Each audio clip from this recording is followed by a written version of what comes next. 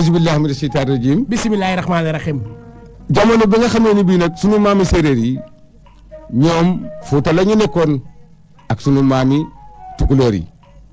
waaye bi l'islam bi commencé jóg empire du Mandinka am éclatement sunu maam yi dañ fee bàyyi ko nag ni ñoom dañuy ñëw ci soowu jant bi uti fi ay tool uti fi ay déeg foo xam ne fi dinañ fa mën a dundee naajement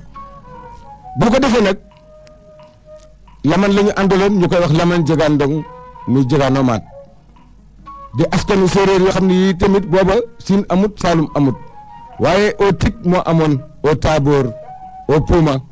au kare kare au coofaan au soos au simala au baga au patik au leket ak sëy yooyu xeet ñoo nekkoon xeeti séeréer yi boo dem ku ci nekk sa askan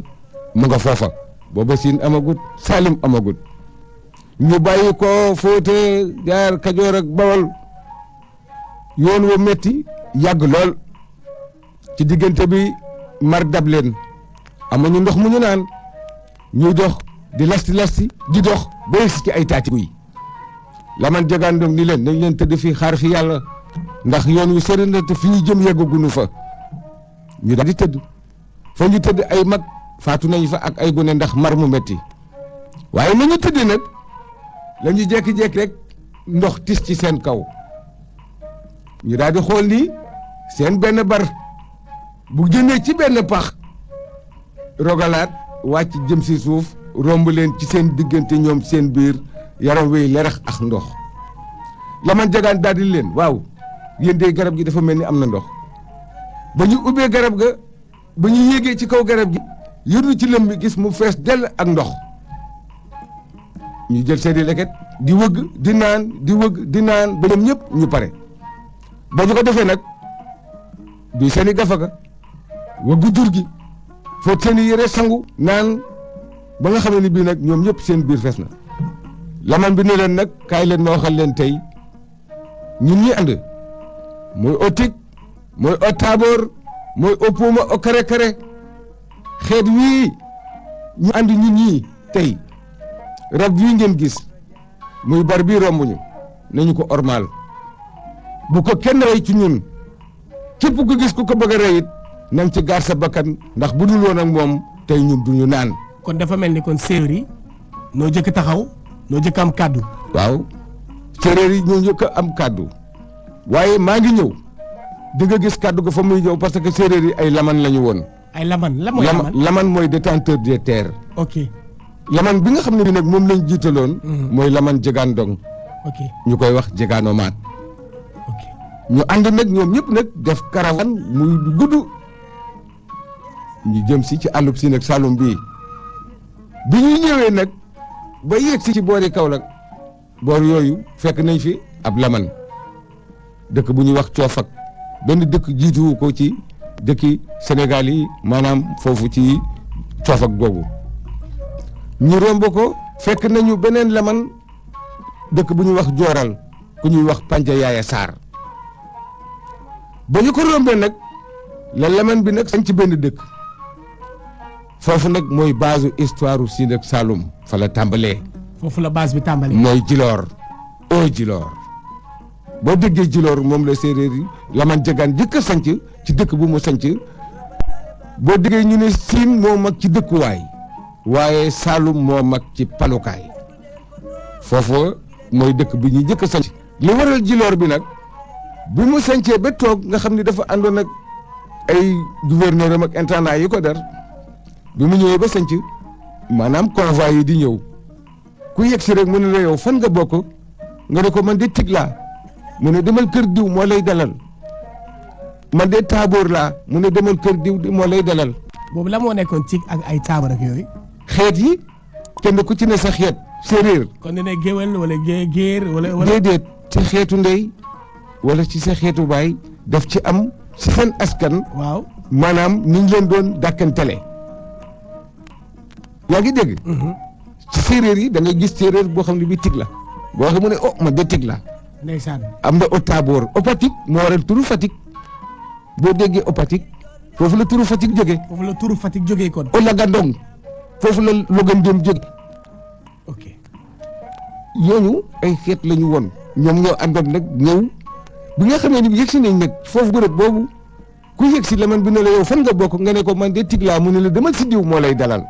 yow foo bokk mu ne la man de Taabora mu ne demal si diw moo lay dalal noonu mu doon waxee demal si diw moo lay dalal ñu ne ah Laman bi de mi ngi sélectionné mi ngi ràññatle xaajatle moom ñu ne Laman Jagante Xaajilaa Djilor dañuy déformer tur bi mais Xaajilaa la mi ngi xaajatle mi ngi sélectionné alors Laman bi sañ ci foofu quelque temps mu bàyyi fa puuma yi dem sañ ci dëkk bu ñuy wax Mbasis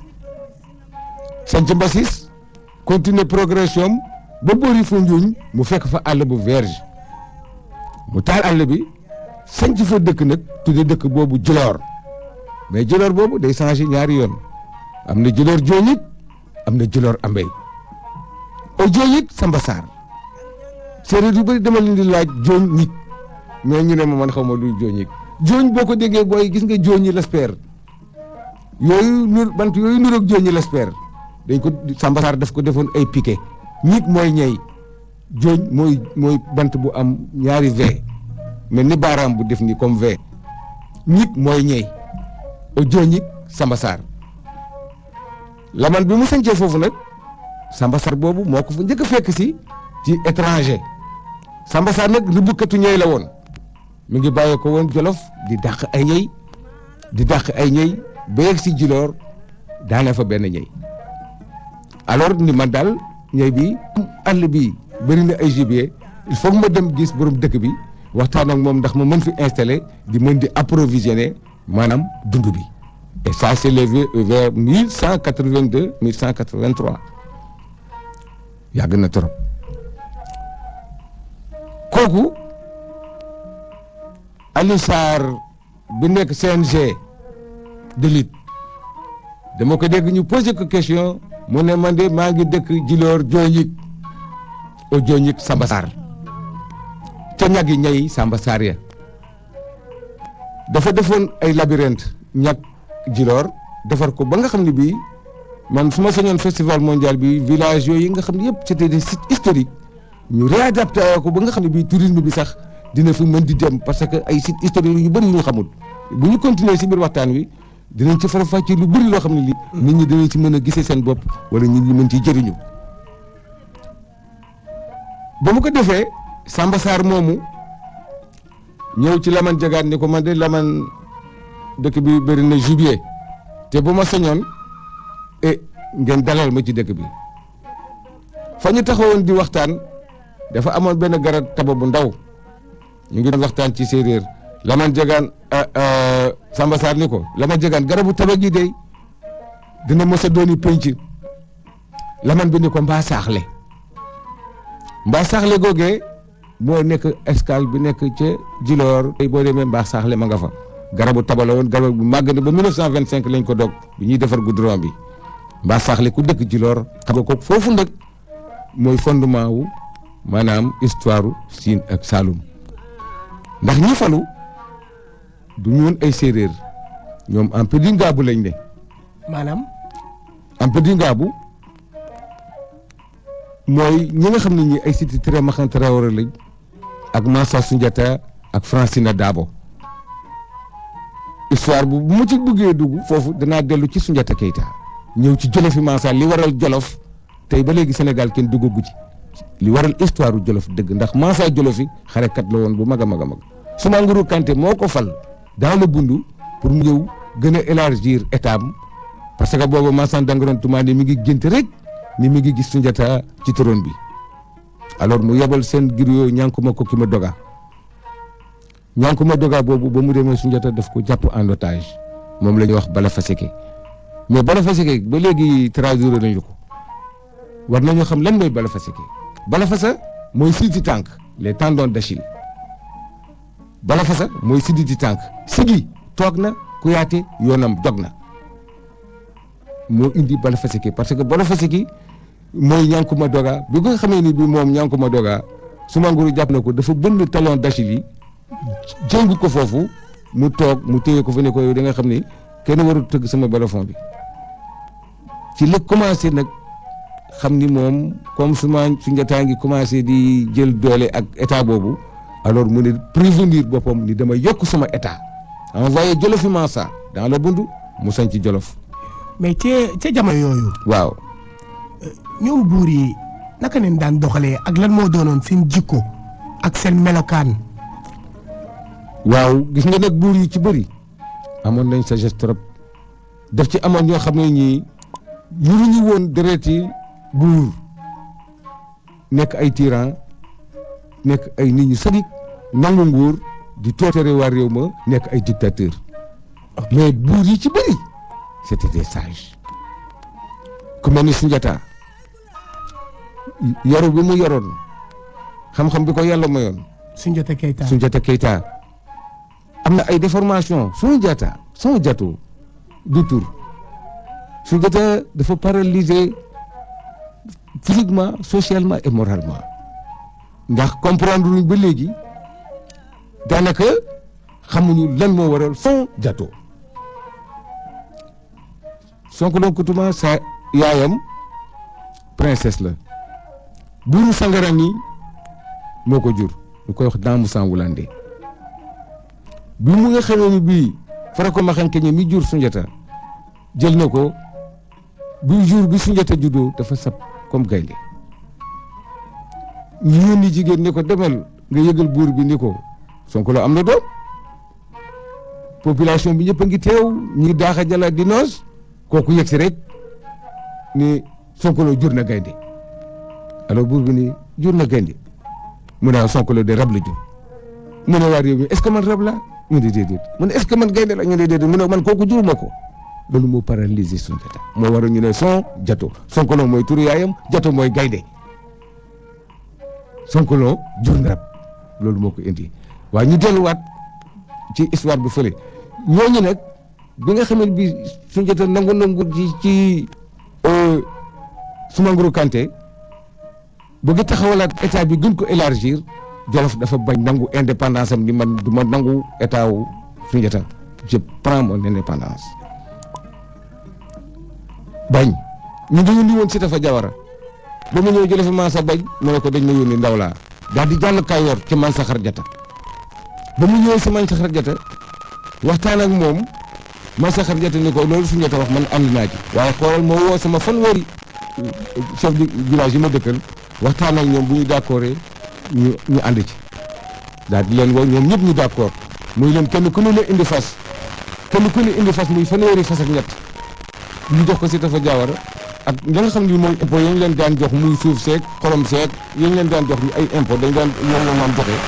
alors ñu war a delluwaat pour di ko yóbbu Sunjata te la jële fi Mansa dab leen nag nangu fanweeri fas yaak ñett remplacé ko fanweeri xëj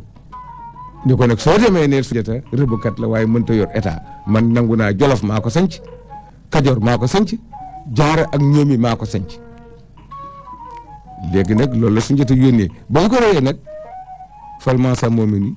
Jaara Kajoor di commencé di indi jafe-jafe ñu rey Mansa Xarjata fal leele fuli fag continuer dem Gàmbi sanc fa Jaara ak ñoomi fal jaajaase daal di continuer nag dem ba nga xam ne dugg nañ ci Fuuta jot pël yi di leen ñaan suuf si pël yi bañ moom man nañ ko yooyu. pël yi bañ. waaw li indi Kansala Kansarala on a saisi ce qui nous appartient ñoom bu ñu demee dañu dem bëgg suufu faaro yi tool yi fu ñu mën a béyee installation de l'empire di Ngaabu dañu bëgg fu ñu mën a béyee ñu dugg ci pël yi Fuuta Jalon yi pël yi bañ. ñu dem sañ ci Kankelefa créé nag benn stratégie boo xam ne bi ñu ngi koy fexeel pël yi ba mën a nangu seen suuf bi alors ñu fay yebal benn jigéen muy complété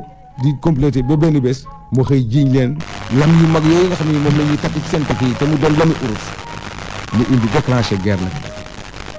ba nga xam ne bi gële yi ñoo gënoon a agari ñu préparé woon nañ xeex bi ñu gañ a xeex ba tuddee ko Kansarala saisir nañ suñu alal mooy indi Kansala boobu bu ñu ko defee nag ñu gaaw sañ ci ay dëkk tuddee dëkk ba Kaabo yi booloo fii de ñun ñoo ko moom léegi moo indi Gaabu ki njëkk a falu Gaabu Bamba Dalla Sané lañ koy wax Bamba Dalla Sané Ñanka Mbandi Sané Mala Mané Janké Wali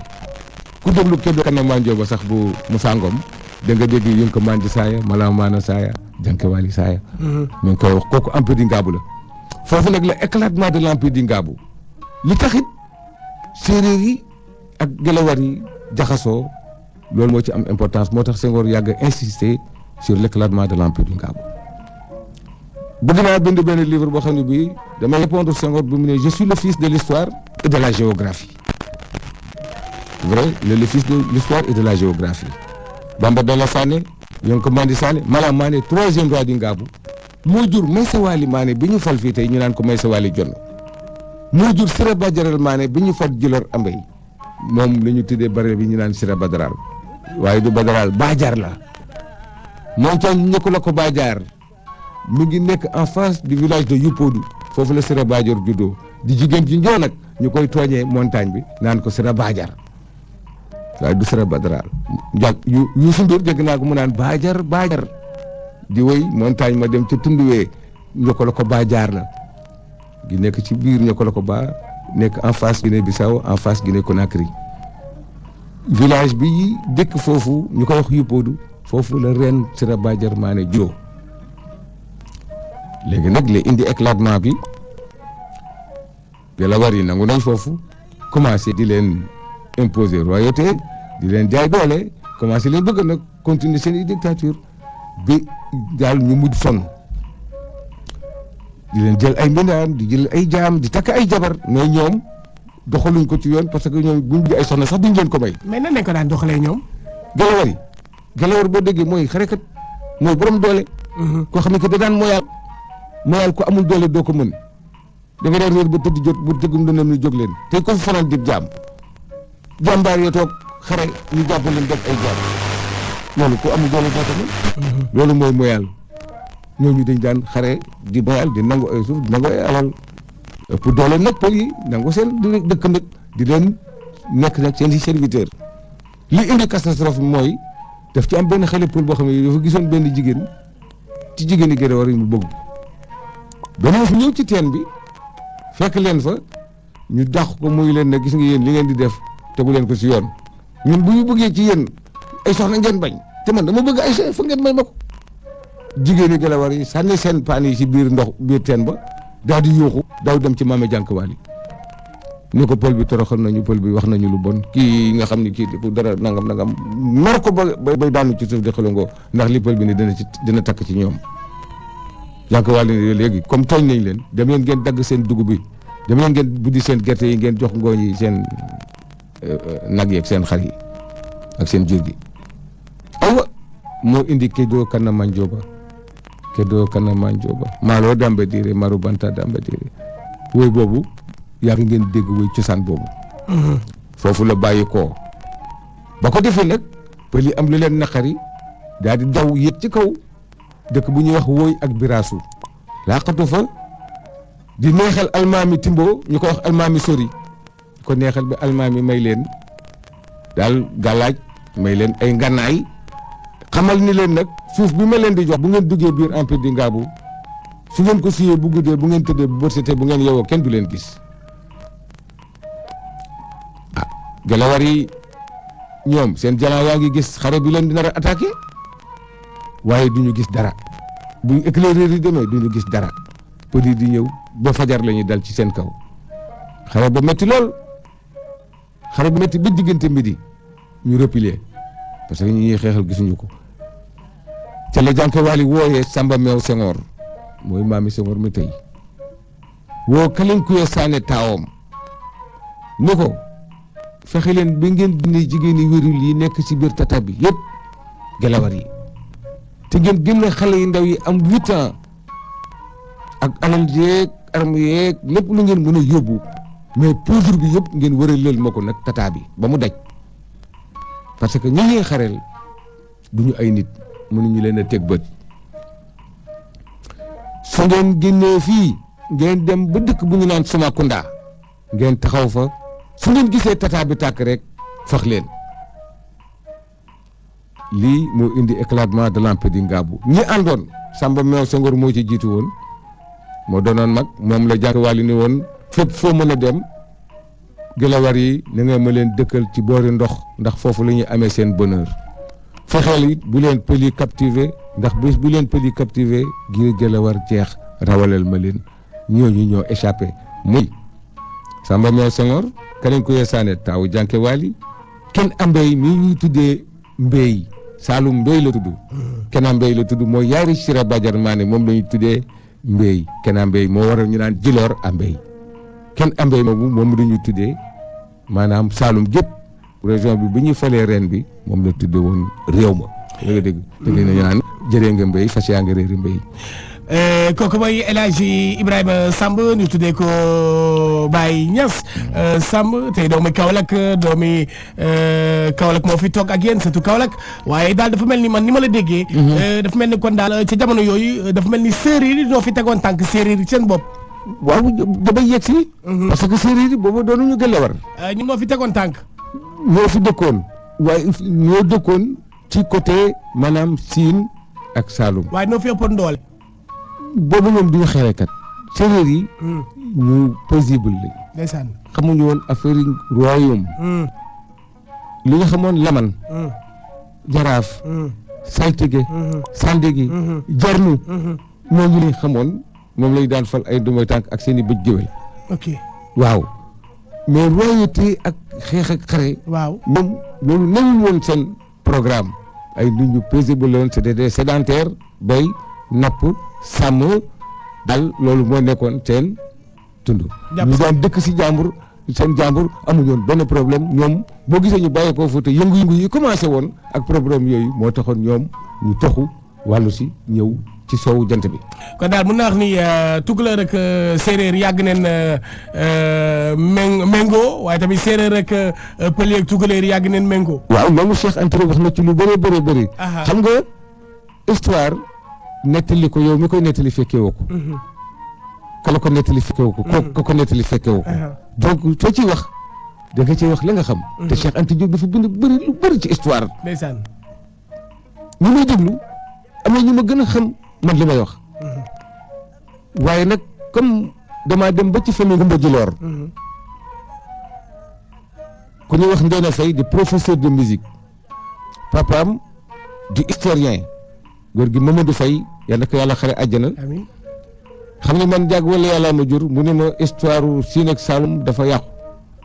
mu ne histoire Sine ak Saloum dafa yàqu par la négligence de ses enfants. te il faut mu am ko ko redressé ndax seen 5 bu station Kaolack Djilor amu fa place pour mën a nettali correctement l'histoire authentique du Sine et du Saloum. waaw ndax dama jàng benn livre histoire. 3e édition ñu koy jàngal xale yi. ñu benn tubaab ko bind je ne sais pas mu ngi naan l'empereur de Lampedingabo avait rêvé d'un beau pays qui s'appelle Mbissel et il demanda au prince héritier Maïssa Wali d'aller conquérir ce beau pays. Maïssa Wali partit avec ses 3 sœurs Sina Meew Kulor Meew et Sira Badiar et plus tard Bogar Ben Faye se maria avec Sina Meew. loolu bu ñu yóbboo ñu dem académie ñu dindi ko. ñu dindi ko. académie dindi ko. loolu ñu jàngal xale yi. nañ ko dindi. Mbissel du gént. Maïssa Wali Sina Meew moo ko jur mooy yaayam. Sira Badiar moom ñoo bokk baay te bokk nu yaay. Sine Maïssa Wali moom la tuddee yaayam muy royaume moom. Sira Badiar Mané mbéy la tuddee yaayam muy kenn ambey. Saloum soirée plus tard la ñëw. li indi Saloum yooyu yëpp dañ ci yegg si bu ñu ci temps bi mayee. xam nga Mbissel baatu mandenke la mooy monté mooy jal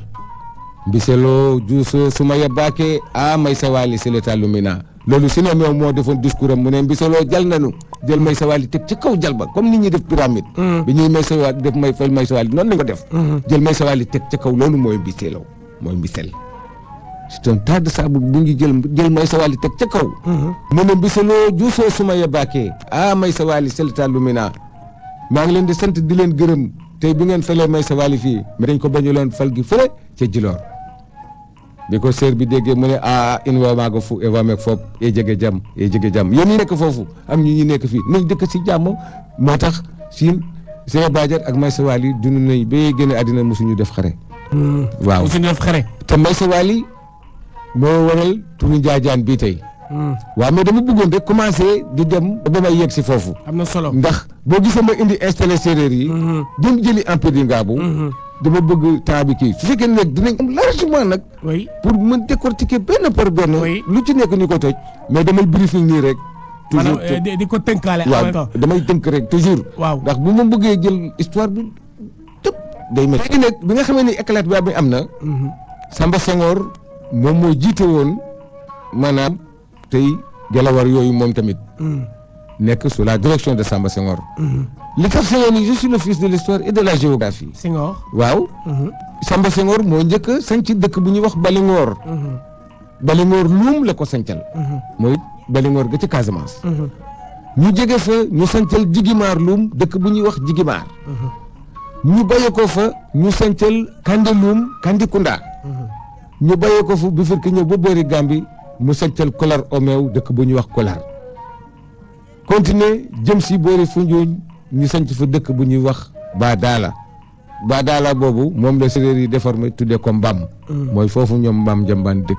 ah Maam Njambaan. waaw mbooy Mbam. d'accord ba ñu fa bàyyeekoo lay jéggi dex gi yegg si dëkk sanc Baye. Baye foofu la leen Laman Jógaan fekk. léegi nag ñoom Gelawar yi ba ñu bàyyeekoo foofu ba sancal ñooñu ñëpp bi ñuy traversé doxu mbil gi ci la taw jànki wàlli faatu ndax dañoo xëy ndékkee dëkk bu ñuy wax jafe-jafe caagri. bi ñuy jéggi dex yi yarwaago gi Kalinkuye daal di wàccu bi mu wàccoo caagri bi mu def ay donj yi di màgg ba rocher yi jaaxal leen am na ay pêcheurs yoo xam ni dem nañu foofu ci dex gi jël fa ci rocher yooyu defoon ko ay wos waaye à chaque fois dëkk bi di tàkk bu ñu mujj jëlaat doj yooyu delloo ko fa scientifique yi bu ñu mënoon dem si dex yi yarwaago gi xeer yooyu cosaan la yàgg na fa taw jànki wàllu ñu koy wax Kalinkuye moo wàcc woon caagri affaire ba métamorphosé wu di doon ay doom Kalinkuye Sané moobu yeggul ci séeréer yi moom bi mu jégee dex gi la fatu ñu sanc fa dëkk tuddee ko Baye yooyu yëpp c'est contrôlable parce que Baye dëkk village yëpp ñu ngi fii jusqu'à présent foofu it fa la Kena Mbey mi ñu tuddee Mbey faatoo ñu denc ko fa bi nga xamee ni bi Laman Jógaan digg na nit ñi am na ay gan yu dugg si ci dëkk bi ay Gelawar lañ mu dem seeti leen bi mu ñëwee seeti leen gis ni ñi ay Gelawar lañ ay xarekat lañ mu waxtaan ak ñoom ni leen man kat maay borom dëkk bi maag sabay bokk ñoo fi ne ñu ne ko nag ñun dañu ñëwoon ci dëkk bi bon ay Gelawar lañ empire bi éclaté mais dañ doon ut royaume fu ñu mën a faloo am na détail bu ndaw bu ñu war a leeral encore maanaam sant jonn bi ci Maysa Waali. waaw Maysa Waali santul jonn. santul jonn. déedéet Maysa Waali maane la sant. mais dañuy wax ne Maysa Waali jonn la sant. déedéet jonn boobu. coup d'état la. ah d'accord c'est un coup boo xam ne bi nit ñi xamuñ ko jon boo ko déggee xam nga wax dafa jafe nit ñi mën naa wax sax ñu mere ma. waaye il faut rétablir la vérité te histoire tant que amul vérité am na yu ñu ci kii rek nit ñi duñu xam. dëgg la.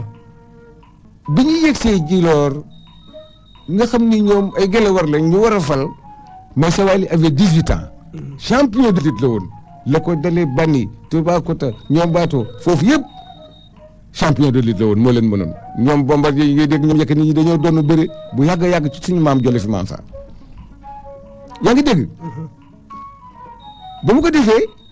Laman Jógaan bi mu ñëwee visiter ci Gelawar yooyu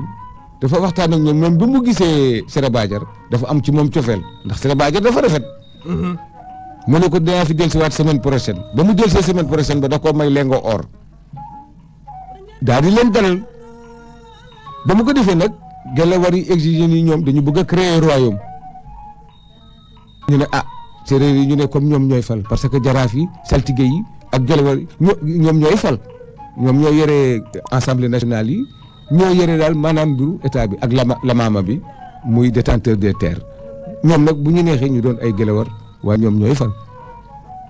ñu ne dañuy fal Séré Badiar si no meew mer yaayu Maysa Waali mu ne Maysa Waali di champion am 18 ans ngeen di fal jigéen joo xam ne ji mag la sax daanaka donc da ngeen war a fal kii comme nag Laman bi dafa bëggoon xale bale séeréer yi def complot ñu ne kii jon la séeréer yi def complot waaw ñu ne jon la ok jon boobu séeréer dañ ko déformé gis nga comme ni ma la waxee léegi Badala dañoo yàq tur bi tuddee ko Mbambalam. waaw or que Badala au bord de la mer. Badala. Badala. ok boo demee ba ma ko dégg Badala bëggu. waaw Badala. dañuy déformer du yu bëri dañ ko defar gis nga Djilor. ndeysaan xaaji laa la. waaw léegi ñu ne o Djilor. xam nga déformer la dañu ne kii Joola ñu indi ko problème ba indi histoire bi ñu xàjjatloo. alors Samba Senghor ni mën na nekk comme ñoom ay Gelawar lañ Sira Badiar Mané ak Maysa Wali ñoo bokk bàyyi. ñoom dañu war a falu mais comme kii jigéen la te mooy mag nañu ko fal ñu fal ko Djilor. nu taxaw foofu daal jëlaat kenn ci 88 628 14 14 kan daal dafa mel ni jigéen ñi yàgg neen bañ di xeex. waaw parce que jigéen ñi seen doom yi ñoo daan falu maanaam sa doomu jigéen moo daan falu boobu. waaw parce que jigéen càmmiñam maanaam nijaay maanaam jarbaatama daan falu mais dama bëggoon dikk si bi ñu falee Sira Badiar Mané ba Lamane Diegane jël ko maanaam listu buur yi nga xam ne yi ñoo jaar Djilor ñu may déglu dégg ci seen bopp gis ci seen bopp maa ngi 3 sites historiques liste Djilor Ambey di Djilor Diognic liste Kahone ak liste Mbissel liste yooyu mooy buur yi nga xam ne ñoom ñoo jaar ci état yooyu. ok bon Sira Badiar Mané moom la ñu njëkk a fal Djilor mu taawloo ak Lamane Diegane waa Kumboof Ndong Diegane Kumba Biram Ndong Mama Dias ak Jin Ndong Njambe Kambaay Ndong Masa Ndambaaw Ndong Masa Awma Ndong Masa Jurunko Ndong Biram Jiga Ndong Mbon Diop Lat Djilor Ndong ma Fall Koddu Biige Fall Walke Mbooj Man Anta Mbooj Biram Mbooj Koddu Sengaan Kee Njaay Kee Jaxar Mbooj Fara Mayee Sa Mbooj Jingale Aram Bakar Mbooj Kumba Ndaama Mbooj Barka Yaasin Mbooj Sa Mbooj Sira Ndaw Mbooj Sa Mbooj Sira Aysa Mbooj Bale Adam Njaay Penda Coro Fall Samba Lawbe Fall ak Sajuka Njaay Kuli Xoyaan Njaay Kuli Naabo Njaay Biram Njéeme Ñaxana Njaay Neene Lingeer Njaay Sajuka Njaay Saju Kumaru Njaay Wal Mbule Mbooj ak Amasiga Diouf Giran Njaay Ardu Dëgën Mbooj Njéeme Juunu Ndaw Den Kuma Njaay Faragedel Mbooj Alpha Sa Mbooj Sira Mbooj ñii foofu la yem ci Sira Mbooj mooy liste bu waaw ci Sira Mbooj mooy Alpha Sa Mbooj Sira Mbooj liste des anciens bourgs de Djilor Ambey di Diognic. Ils ont été couronnés légalement par la coutume transhumance du pays sérère à Djilor Ambey di Diognic. mooy liste bi mooy liste bu ku ne mën nga ci gis sa bopp. et liste anciens bourgs yi Kahone yi. ndeysaan ku ne xam na ni Soundiata Keita moo nekkoon empire du Mandeng. aéroport Kaolack ba ngay gis ñu koy wax Kanda. waaw soo demee ñu ngi naan dëkk fii mooy Kuyong fii mooy Kuyong mais Kuyong moom mooy fondateur maanaam Njob googu nag moom la Mbégaan Ndangu ci Ely Bana Moussa dem sëñ ci Kahone moo tax mu bëgg a nettali histoire Kahone tàmbalee ko ci Kuyong Keita. gis nga boo gisee ma dëkk ci histoire bëgg a dëkk ci histoire Mbégaan ndax dama bañ temps bi dem. waaw te xaw ma émission bi naka lay duré. dafa am nag tuuti ci histoire Sine Saloum 101 ans d'histoire bu réer historiens yu bëri ndax dugguñ ci woon. ñoom Birame Jëbe Seck ñoom Garana Boy historiens yi Sine Saloum dañu yem ci histoire Mbégaan 1313. 1313. waaw. mais loolu yàgg na de. waaw waaye am na lu ko jiitu am na téeméeri at ak benn lu ko jiitu. ah bon. waaw loolu lan la woon. mooy Ndiob le village de Ndiob bi mooy wax muy 3e palukaay boo xam ne bii Gelawar yi ñoo ko sanc. boo fekkee laa ne. loolu 1185 lay doon. 1185 bi nga xam ne bi fal nañu Maysa Wali. 1185. waaw bi ñu falee Maysa Wali ñu ngi ko introniser 1185. oui. yaa ngi dégg. waaw bi ñu ko introniser Sira Badiar ñu ngi ko fal moom it même année bi mais bi ñu leen introniser dañoo gént. xare benn attaque boo xam ne bii bés bu ñëwee ci seen kaw. du baax ñoom ñëpp da leen ba nga xamee ne bii fan la ñu Sira Badiar Mané introniser Kular meew ca Kular Maysa Wali ca Mbissel ñoom ñetti Gelawar yooyu dañoo géntandoo benn xare boo xam ne bii dina leen dal ci seen kaw bés a ngi ñëw te ci penk bi lay jógee alors ñu dajee Djilor Ambey ci Sira Badiar def seen waxtaan foofu ñu ne kon dañuy sàcc ci mbedd dëkk boo xam ne bii dañ koy def avant garde dëkk boobu mooy fii tey camp d'aviation bu Kaolack nekk ñu koy wax Kanda mu am benn Gelawar bu bàyyee ko woon empire du Mandeng ñu koy wax Kuyong Keita bi mu ñëwee ñu sancal ko dëkk boobu ñuy wax Ndiob dëkk ba dafa amoon garabi Dakar gu fa newoon ñu def fa seeni xërëm nekk fa Kouyaté boobu dafa def juróom-ñeenti at mu génn àddina mu am Gelawar bu nekk Koungheul Socé ndax Gelawar yi ñi nga xam ne ñooñu askanoo ci Sara Franc Camara ñooñu bi ñu bàyyee ko Empire Mandang bi sanc Ndungu Siin Njambur Pan ba yegg si Koungheul foofu lañ nekk Koungheul Socé tey boo demee ñi sant Kimbing Camara Yimbing Tang Camara ñooñu seen cosaan ñu ngi foofu ba tey waaw sama papa Mamadou Faye daane ma nee na ma ñoom boo Camara fekk na fa ñoo xam ne ñi Gelawar yooyu ba léegi seen cosaan ma fa nekk njëli ku ñuy wax Yimbing Camara muy deuxième roi bu Ndiop moom la ñu daan wax Yimbing Kéemaan boobu moom it genn te xarewut ci les Saloum Soirée bàyyee ko dëkk bu ñuy wax Bambougou Diakha ci biir Gambie Saloum Soirée nag histoire spéciale la am l'islam kenn jëkku ko sanc fii ci Sénégal l'islam moo tax turam sax fi ba tey moo tax Saloum du fay mukk soo déggee Pakala waaw Saloum mooy Pakala moom ci boppam la ñuy wax ni Pakala parce que dafa pakk Gelawar yi moom lay géntoon auparavant mais moom bi muy digg indiwul arme mais dafa indi xam-xam d'accord xam-xamu lasaraar xërëm am na bërëb boo xam ne mi ngi Djilor am na waa Djilor boo laajoo duñ ko xam mu ngi tudd xerxe foofu la ñuy defee turum pëj xerxe boobu boo ko déggee mooy tegu fas Saloum bi mu ñëwee sans autorisation Gelawar yi sañcoon dëkk bi moom dafa ñëw tuubloo waa dëkk bi waxtaan ak ñoom waaw tuubloo leen jamono boobu ñi fa dëkkoon mooy xeet yi ngom maar kitaan saañ mbaan ndeen fóon kama jaase pao soza ñooñu jamono boobu Saloum di ñëw foofu ñooñu la fekk ñi ngi dëkkoon ci dëkk boobu ku ci nekk war nga may gis sa bopp ni cosaan boobu kon yàgg na mu tuubloo waa dëkk bi yëpp léegi nag ba mu defee loolu ñu defe ni day xare moom xarewut dafa uude bu mën a ew mu ëwal ko tegu fas boo xam ne bii kenn mënu la wax ni teg gi rafete jël ay mankaane def ko ci biir teg gi xamal wuude bi ne ko fexeel ba ren bi jënd ko si Rabajar bés bu ko jëndee rek sama affaire baax ci la uude bi gàddoo tegam dem ba Djilor si Rabajar gis teg gi daal di koy jënd denc ko ci kër gi xam nga nee naa la auparavant ba ñuy laataa jógee ngaa bu jànkewal def na leen woon jël leen xale yu ndaw yi am juróom-ñetti at ba juróom-ñaari at juróom-ñetti at ngeen yóbbaale leen waaw Sarabajar xale yooyu ñu ngi commencé màgg waroon na doon ay Gelawar waaye ku ci war teg gi rek dem doxanti ji boo ñibbisee rek mankaani bi jàppale nga feebar gaañu nii la ko def ba Sarabajar mel ni nag lu xel mi bëgg a yàqu mu commencé doof ndax xale yi dee xanaa moom boobu dafa amoon pouvoir Saloum Soirée ci boppam moo defar teg gi ba xelam ñaawee nag mu jël teg gi ni leen dem leen sànni ko ci dex gi ñu jël teg gi dem sànni ko ci dex gi buñ ko sànnee ci dex gi teg gi boo àjjuma jotee njolloor dex gi émergé génn ci di circuler ci kaw dex gi ku ko seen Gelawar bu ko seen dee Gelawar ndaw yëpp noonu la leen Saloum éliminé nii la leen éliminé ba ñoom ñëpp ñu génne àddina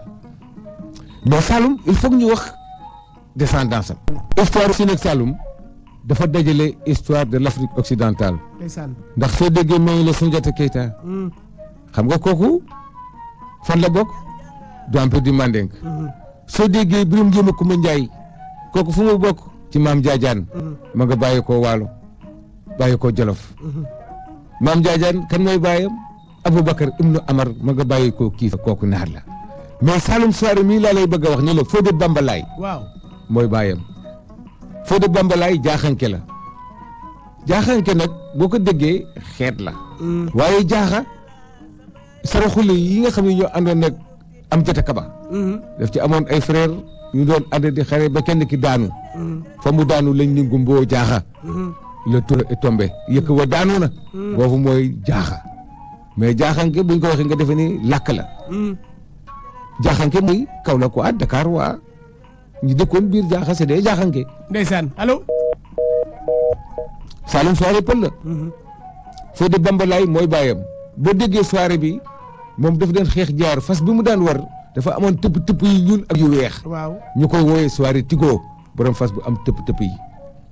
yàlla def muy dox ba déggee Kanka Moussa booba mu nekk empereur de l'empire du Mandinka bëgg a waaj yoonam pour dem penku di xool fan la ca dëgg tollu tànn bi muy dox ba dajeeg Kanka Moussa moom Fodé Bambalaye ñu waxtaan ci diggante ci xam-xam waxtaan ci xam-xam ba Fodé Bambalaye convaincre ko mu xamal ko ne ko nag moom day dem xeexi jaar mais moom dina l'islam bu dëgër la te bu dee jaarkat la na sanc ci fi sës ci géej gi na fa sanc ab dëkk bés bu jógee penku rek na tàmbale xareem lépp ma ba def préparé woon ak Cheikh Omar Foutiyou loolu Fodé Bambalaye la ñu renouveler ñoom. waaw parce que Bambalaye ak Kanka Moussa loolu lañ projeté woon. Bambalaye bàyyee koo jaaxa dem sanc dëkk bu ñuy wax Bambugu jaaxa boo déggee Bambug mooy le nord mooy bëj gànnaar. Bambugu jaaxa boobu ci biir Gambie la ne tey mooy Bambugu jaaxa. foofu la Saloum Souare juddoo avec 42 cavaliers bi papam di sanc si dëkk boobu moom la àndaloon mais bàyyi ba mu ko sancee yàggul dara bi Saloum juddoo ci la génn àddina Saloum tasaare l'islam ci biir Ngaabu ci biir empire du Mandinka dégg ni Gelawar yi Ngaaw éclatement am na mu nag topp si Gelawar yi nag fekk si leen nekk ci dëkk bi ci la ñëw nangoo Njoob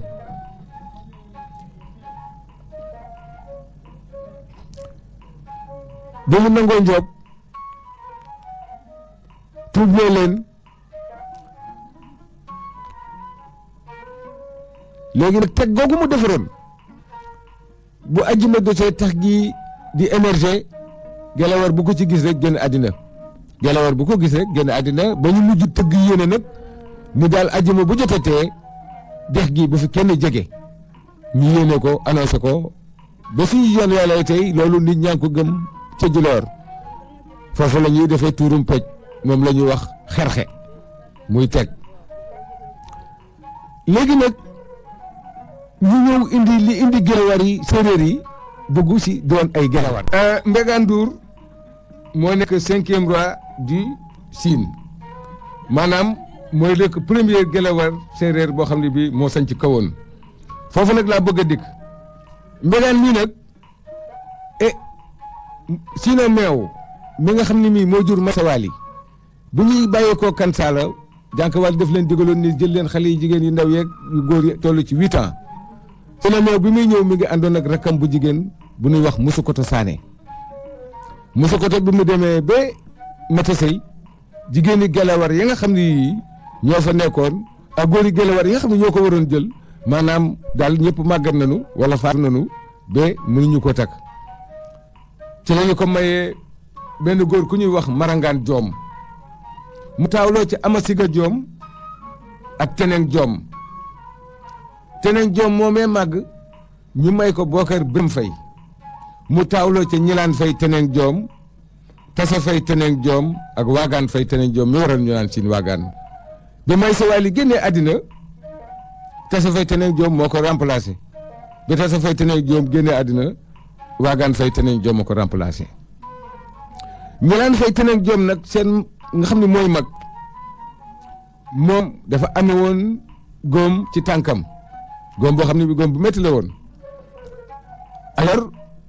daal di ko jeexloo di ko def feebar ba ñu tegtal leen benn séeréer boo xam ne bi ma nga ca biir Saalum ñu koy wax Mare Ndour Mare Ndour nag boo déggee biir Saalum ñoo ngi koy wax Maaga Respect magum boppam daanañ ko wax it Marga Caaj ndax yëre der yi mu xam yi moom la daan sol mu nekkoon nag un homme solitaire nekk ni ku bëri xam-xam mënoon na gis loo xam ne lii di ko gudd dugg ci àll bi xam gàncaxi àll bi nga xam ne bii maanaam lépp luy faj bu dee ñax la bu dee xob la bu dee xas la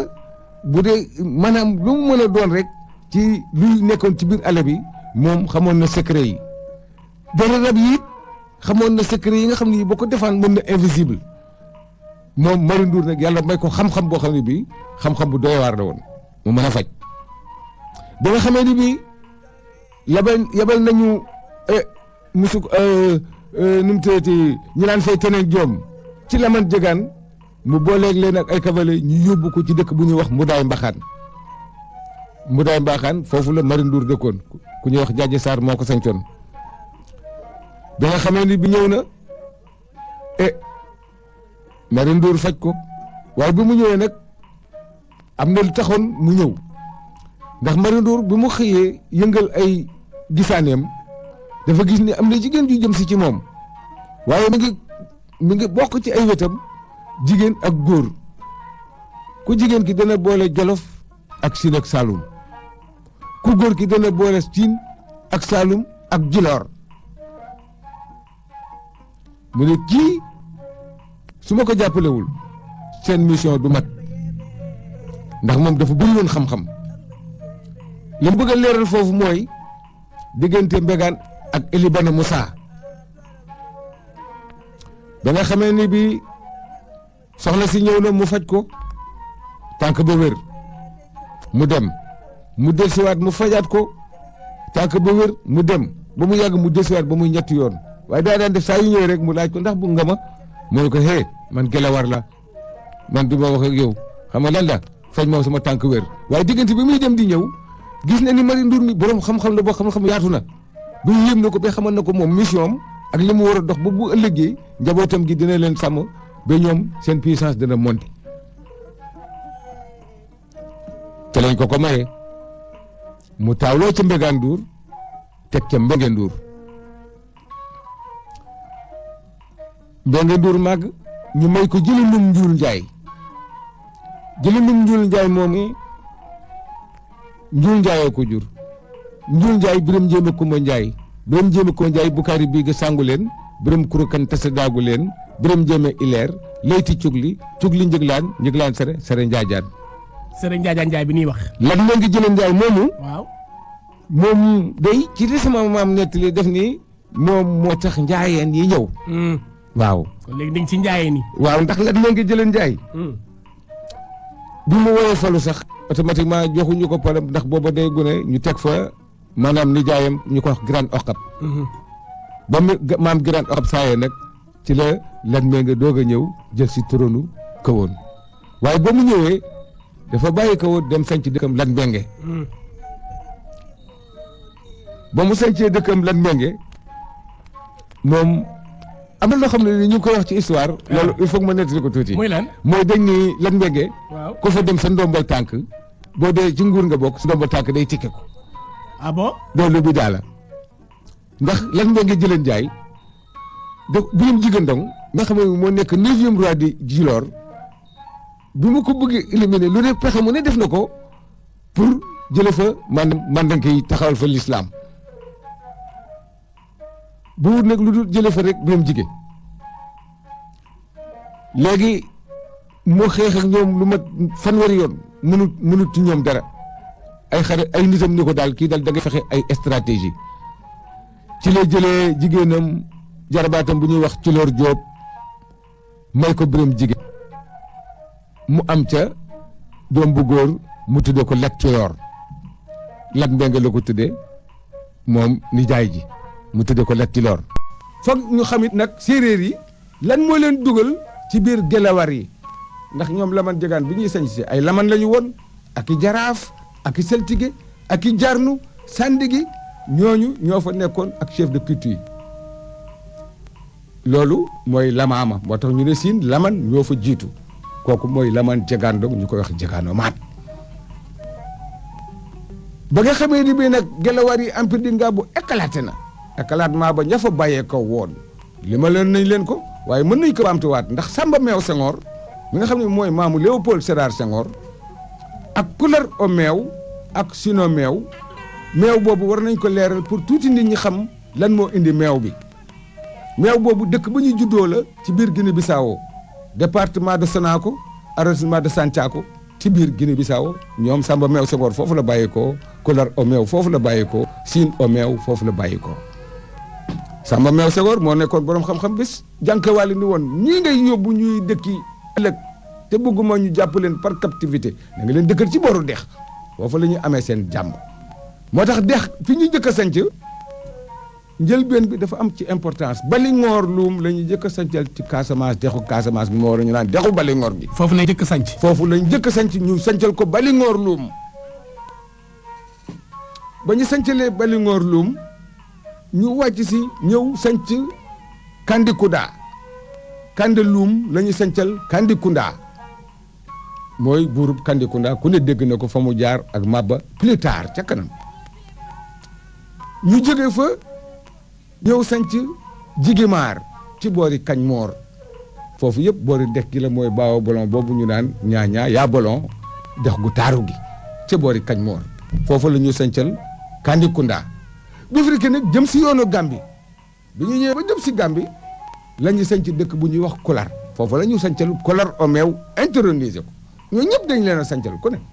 Balingoor Loum Kandeloum Jigimaar Loum Kolar Omeew ba ñu fa jógee la ñu ñëw sanc dëkk bu ñuy wax Mbam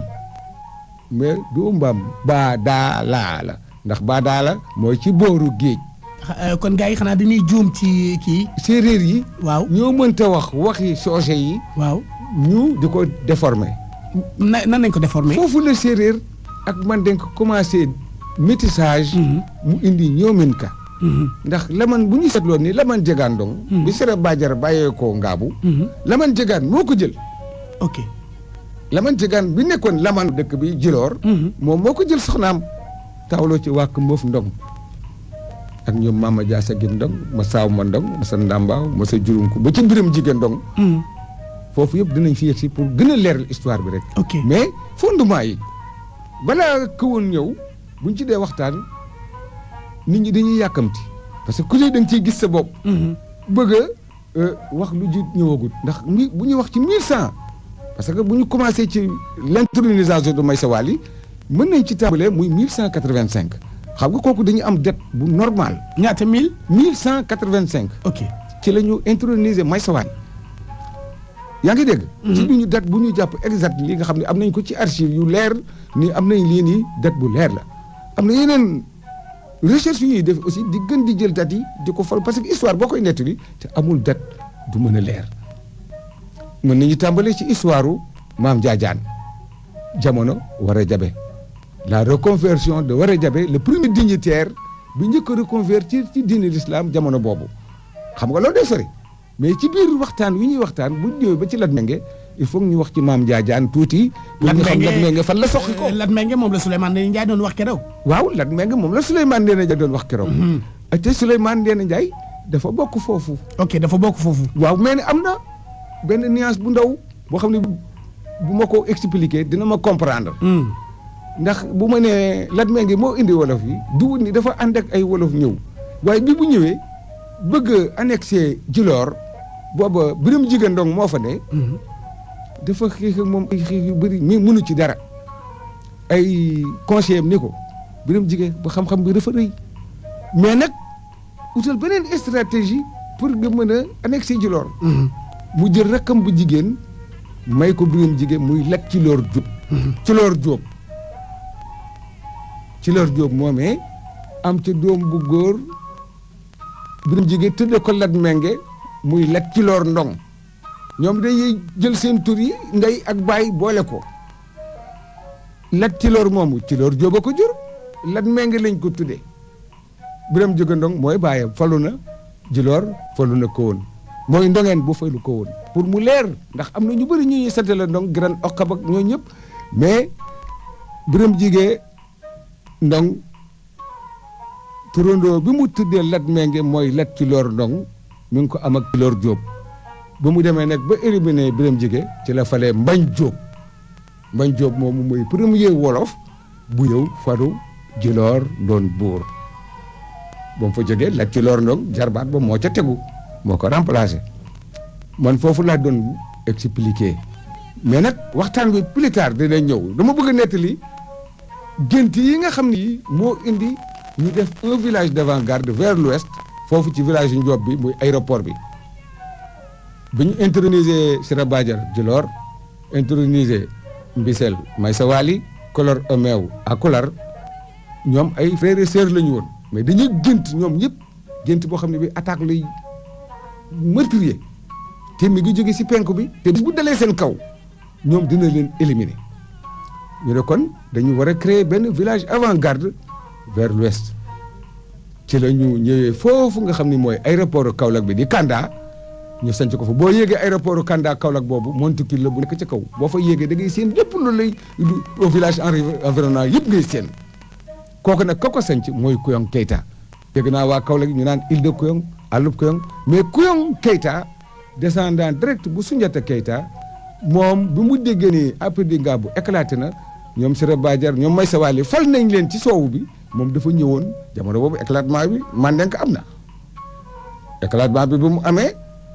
Mandenk yi jóge woon foofu ñaani wuli ñaani Kilenkadugu ñaani Sandugu ñaani yu bëri ngay géeg nii tey delawar yooyu bàyyi ko woon Mandenk ñoo ko doon sanc di ñëw Koungheul Socé Nugu Siin ak Njambur Palang tey boo demee Koungheul ñi sant Camara delawar yi nga xam dañu bokk ci Sara Franc Camara ñoom foofu la ñu yem mais ñu bokk ak Soundiata ñoom ñoo continuer ba ñëw bi Djilor ñu nekk nag ñoo xam ne ñii soxla woon leen de comme yegg si ngeen fii dañu bëgg ngeen dem toogal ci bërëb sàngam bee muy dëkk boobu nekk foofu mooy Ndiob tey fi aéroport Kaolack bi ne ñu ñëw fa amoon na garab yi Dakar ak i guy ak i bentik yu mag ñu def fa seen i xërëb dëkk fa Kuyong Keita def dafa daanaka bu nañu juróom-ñeenti at moom xarewul ba mu faatoo ñu dem jëli ku ñuy wax Yimbing Camara descendant direct bu Sara Franc Camara ndax Soundiata juróom-benni gouverneur yi mu àndaloon daanaka ñoom ñoo wàll si fii nga xam ni kii Téramakhane Traoré Fakoli Kourouma Sitafa Diawara Tumutumba Ndiam Berete Ñankuma Kokima Doga seen géwél bu mag ba yaa ngi dégg boobu ñooñu la ñu àndaloon ñooñu ñëpp seen cosaan moom moo wàll si ñëw ba Sénégal ñoo fi nekk tey ñu sant Camara Traoré Diop Dansoko Danfa ak Diop yëpp Traoré la Njaay mooy Jara yooyu yëpp ay sant la yoo xam ne dañu dajaloo ñëw Sénégal ñëw ba Sine Saloum histoire Mandenk histoire Jolof histoire Kajoor histoire Gambi histoire Ngaabu yëpp dafa daje si Sine ak Saloum moo waral histoire bi yaatu ba nga xam ne bii bu ñu ko dee nett di dañ ko war a tàmbalee ci fondement yi nag doog a ñëw nag jëm si ci buur yi nga xam ne ñoo ci topp incha allahu. te fondement bi mooy base bi. fondement bi mooy base bi. léegi dama bëggoon. cité ñi nga xam ne ñii. waaw ñoom ñoo falu Bër Saalum kawoon. ñi fa nekkoon buur. d'accord ndax Djilor. waaw am na seen liste général buur yoo xam ne ñoo fa falu woon. ok Mbisel. nga xam ne fan lañ fal may sa waay am na ñu fa falu woon. waaye kawoon it am na ñoo fa falu woon. waa kawoon nag. waaw bi ñu sosee village kawoon. Mbégaan sos ko 1313 la. waaye lu jiitu 1313 Kuyong Keita la ñuy njëkk a fal mooy fii nga xam ne fii moo nekk camp d'aviation actuel bu Kaolack ka ca topp moom la ñuy wax Yimbing Camara ñu koy wax Yimbing Kéemaan ba Yimbing Kéemaan làqoo nag la Saloum Soare ñëw Saloum tey moo bàyyi turam ci région bi yëpp loolu nag li ko waral mooy Saloum dafa am néegi lislaam am néegi ceddo foofu yegsee gun fa woon mais néegi lislaam bi moom bi Saloum yegsee la néegi lislaam ñëw ndax Saloum moom Gàmbi la juddoo dëkk bu ñuy wax Bambugu Jaaxa bëj gànnaaru Jaaxa baayam jaaxanke la woon ñu koy wax Fodé Bambalaay Fodé Bambalaay moo nekkoon sëriñu Kanka Moussa ndax dañoo daje jamono bi Kanka Moussa waaj yoonam bu mu waree dem penku dox ba ci sowu jant bi xool fi codde gi yem pour buy dëpp mën a xeex xare jaar ci la dajeeg Bambalaay boobu ci la ñu waxtaanee ci xam-xam Bambalaay xamal ko lu bëri ba Kanka Moussa mujj ni ko man doon naa sa taalibe waaye nag su ma sañoon nga sanc ci penku sowu bi dëkk boo xam ne bii su ma tàmbalee xare ci penku bi rek yow nga tàmbalee xare foofu la nag la Fodé Bambalaay bàyyeekoo dëkk boobu ñuy wax jaaxa ak 42 cavaliers dem sanc Bambug muy Bambugu Jaaxa ci biir Gàmbi foofu la tàmbalee moo tax ñu naan ko Pakala Saloum ki ci tegu dañ ni Jatara Tambédou la mais reeñ contesté jotagut a reeñe Jatara Tambédou chef de culte la woon dafa daan jàngale alxuraan ak diine l'islam Saloum la àndaloon nekk fa Saloum nekk fa ñaar fukki at ak juróom bi muy dellu Kawur mu bàyyi fa Jatara mu yor Ndiob di fa jàngale alxuraan di fa jàngale diine ba noonu jarbaatu Saloum Soare ñu koy wax Eli Bana Moussa Sall lamtooro la bàyyi ko dëkk ca Gédé ñëw foofu jël chaise njoob boobu continuer la nga xam ne moom la fa Saalum doon def ànd ak Jatara Tambadou ñu di ko def ba ñu koy def moom it def na lu mat ñaar fukki at ak juróom boo ko seetloo jullit yi yor nañu njoob boobu lu mat juróom fukki at ak lu tegal te la Saalum te la Mbégaan nag màgge ñëw nekk 10e roi du Sine ñu nettali ko ni ko village boobu de te ñoom maam Sira Badji rek Maysa Wali ñoo ko sañtoon ci mu jamono mais tey ca jullit yi ñoo ngi ko ci loxo ceddo yi ñoo ko yor te la jógee nag ni moom kon fa mu jëli chaise booba pour annexer ko boole ko ak Sine Mbégaan moo xeex foofu nag dañuy leer ci kanam lañ koy leeral ndax dañuy yëgale liste buur kawoon yi Jatara moomu ba mu xeexee ba Elibana génne àddina ci la xeexee Mbégaan di xeex ak moom ba ngeer Kumba dàgg foofu la ko reye bu fekkoon ne Mbégaan tey Jatara moo ko gañe woon moom day téye chaise ba falu nag doon buur mais ñoom daawuñu woon ay buur pour foofu leer Saloum Souaré Elibana Moussa Jatara Tambadou ñoom du ñu woon ay buur ay almaami lañu woon dañ doon xeex jiyaar di jàngalee alxuraan ak diine lislaam mais ñi ci des ñoom ay gelawar la ñu woon ku mel ni Koyong Keita gelawar la woon mu ngi bokk ci Soundiata Keita ku mel ni Yemben Camara gelawar la woon mu ngi bokk ci Soundiata Keita waaye Saloum Souaré Jatara Tambadou Elibana Moussa Sall ñooñu l'islam lañ indi woon jamono boobu di koy xeexe foofu pour diine l'islam bi law pour yokk yaatu lool. l'islam daal la neen taxawal daal di ko xeexal. moom lañ doon xeexal. te loolu te 1185 ya la. 1185 Saloum Souaré. ok booba ñoom Cheikh Omar ñëwaguñ ci jamonoy Kanka Moussa la ci jamono ñoom Fodé Bambalaay. ñoom ndax ñoom am Jata Kaba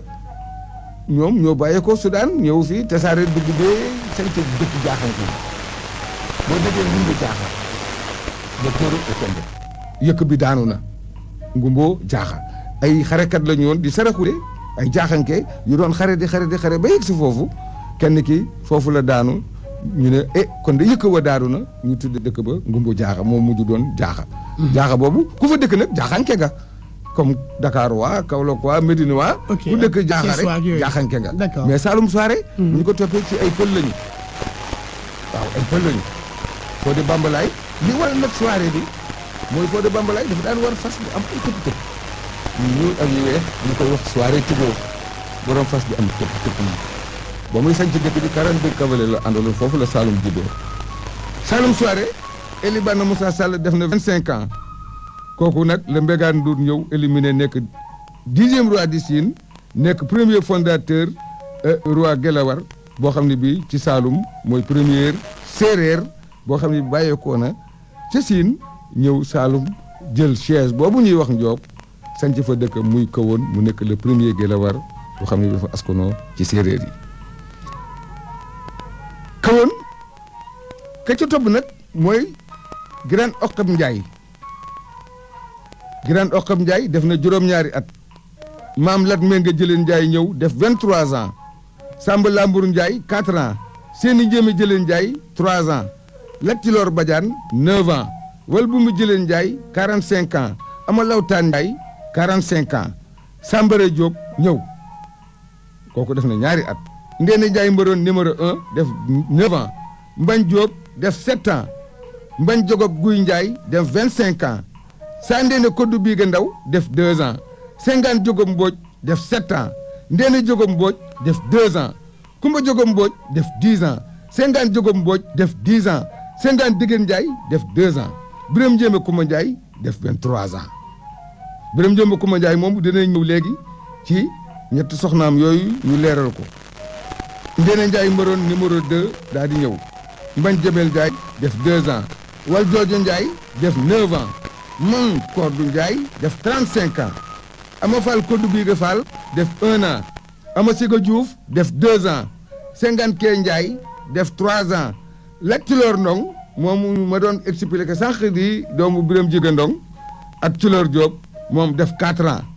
Ama Seck ñëw def 2 ans Biram Xoroje Cekk Njaay def 2 ans Saa Ndeene Koddu Fall Ndaw def 9 ans Biram Njéeme Ñaxane Njaay def 1 an Makumba Jogob Njaay def 9 ans Ndeene Ñaxane Njaay def 7 ans Biram Khoroja Ñaxana Ndiaye def 1 an Néné Mbaru Ndiaye def 1 mois ak 12 jours Bale Ndungu Ndaw 28 ans il sortait une fois par an il ne mangeait que de la viande crue yaa ngi dégg Bale Adam Ndiaye 2 ans Commandant Mbodj 2 ans Samba Lawbe Fall 2 ans Samba Lawbe Fall 2 ans Fakha Fall 3 ans Ñoonu Mbodj 4 ans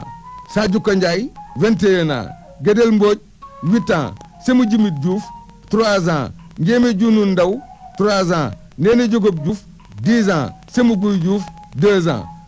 Gourou Diouf 6 ans Mawa Diouf 16 ans Fodé Guy Diouf 25 ans muy 55 buur chef d'arrondissement ya fa newoon muy Mawa Boukar Diouf 6 mois Doudou Sène 7 mois Matar Ndiaye 2 ans Ndiégou Elimane Ba 7 mois El Hadji Malick Ba 3 ans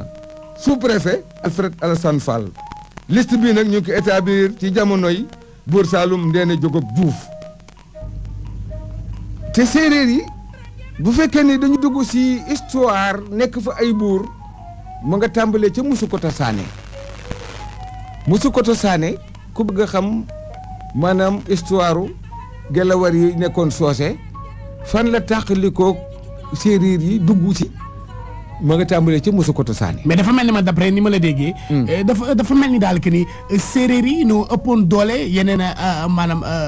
cosaan yi maanaam tukulóor yi wala soit. yeneen xeet yi déedéet tukulóor yi. dafa amoon ay tooroodo am ay subalbe am ay cubaloo am ay xam nga lam tooro. boo déggee rek laman Fuuta la tàmbalee mooy lam tooro. les laman c'était les détenteurs de terre. boo déggee laman rek mooy détenteur de terre les séeréer c'était des laman. ñoom lamaama lañ daan nekkoon mais c'était pas des princes yu waroon nekk ay buur wala di falu ay nguur. ngelawar yooyu ah bon waaw ñoom bu ñuy ñëwaan dañuy jiital kenn mu nekk laman nekk le détenteur des terres ñu jël kenn def ko jaraaf mu nekk maanaam président assemblée nationale wala boog. koo xam ne kii mooy jiite assemblée yi. jël kii def ko saltige. moom mooy gëstu mbiru seen i xam-xam yeeg yooyu. am ay jaraaf. ak ay jërnu. loolu le séeréer yi xamoon moom lañ doon dund. mais bi nga xamee ne bii empire du Mandingue éclaté na. Gelawar yi bàyyi ko foofu dugg si biir Sénégal bët dem Ngaabu éclaté ñu wëlbatiku ñëw nag ci sow bi. mooy éclatement de l'empire du Ngaabu. moom la Senghor di insister toujours sur l'éclatement de l'empire du Ngaabu. dégg naa ko mu naan je suis le fils de l'histoire et de la géographie lu tax parce que Samba Meew Senghor mooy maamam Samba Meew Senghor moo jiite woon Gelawar yi bi muy ñëw yegsee Djilor soxnaam bi mu àndaloon mi ngi tudd Tekura Sonko ak ñaari doomam Njomba Senghor ak Njaay Senghor Njomba Senghor ak Njaay Senghor c'est vérifiable tey boo demee Djilor boo ne damay laaj ci kër Njomba Senghor ñu ne la kër gi mi ngi nii kër Njaay Senghor ñu ne la mi ngi nii kër Mbura Ñilaan ñu ne la mi ngi nii kër Makoddu ñu ne la mi ngi nii kër Mbañ Faboor ñu ne la mi ngi nii kër yëpp dinaa leen cité fii nga xam ni kër gu ci dugg tey la ko wëral ak juróomi lingeer nga xam ne yi Birame Jogob Njaay moom la jël ba am ci Gelawar yi nga xam ne ñoo sosoo ci biir Siin ak Saalum yëpp ci leeral rek lañ koy mën a leerale mais nag bëgguma histoire boo xam ne dañ koy nettali dañ naan diwa jur diw diir jur diw du ñu xam ci histoire bi dara mais fondement yi ak fi mu jaar daal base bi fa mu jógee. waaw base bi fi mu jógee. waaw bu ñu ko xamee ci racine bi. ci racine bi. man la ma ca xam. waaw nga xam ne moom la ñu suñu famille Ngumba Jaam. Ngumba Djilor. nga xam ne góor gu Mamadou Faye. papa yi Ndeene Faye di professeur de musique di artiste international. nga xam ne ñoom la ñu gëstu ba ma koy gëstu ba muy am 14 ans rek ca 1800 la ba bu dekk ba am 97 ans la jël mënatu la bind loxoom ndax day lox bi muy bind machine à taper la bind. naan nag si mon remplaçant n'est pas courageux l'histoire sera disparue par la négligence de ses enfants car l'histoire du Sine du Saloum est appelée à disparaître par la négligence de ses enfants wax na dëgg li ko waraloon benn rajo moo amoon Sine ak Saloum muy chaîne 5 bu Kaolack man maa ngi ak ay lettres yu daté 1985 yu ñu bindoon historiens ya fa newoon jamono boobu ci ay rectification ak ay erreurs yu daan am ci biir histoire ñu di leen ko envoyé le directeur bi fa newoon góor gi Mamadou Faye yu bëri la ay témoignages ndax histoire yu bëri nekk ci biir lettre yooyu mu di ko faram-fàccee ci la postérité de Maam Lat Mingué Jëleen Njaay digganteem ak Birame Jigéen Ndong digganteem ak Jatara Tambédou ak Samba Sarr bu doomu Ngoyaan Sarr bu kawoon ndax dafa am Samba Sarr bi nga xam ne moom moo dafa doon les piquets de Diognic le grand chercheur bi bàyyee ko woon Jolof nga xam ne foofu la Alioune Sarr bokk tey bi ma ko déggee mu ne Djilor Diognic laa bokk ci famille Diatta Koumba Sarr bokk teg Samba Sarr bi nga xam ne bii fal nañu Lat Mingué fal na Mbagne Diop Djilor mu ànd ak Samba Sarr boobu doomu Ngoyaan Sarr dem fa Samba Sarr boobu dafa teel a gaañu bàyyiwul doom moo tax waa Djilor wóyal ko jege ngoone jogoy Djilor Samba Sarr oo ko tuutee waaye Samba Sarr day Djilor jig ko ndax dafa teel a génn àddina boobu Samba Sarr doomu Ngoyaan Sarr la ko woon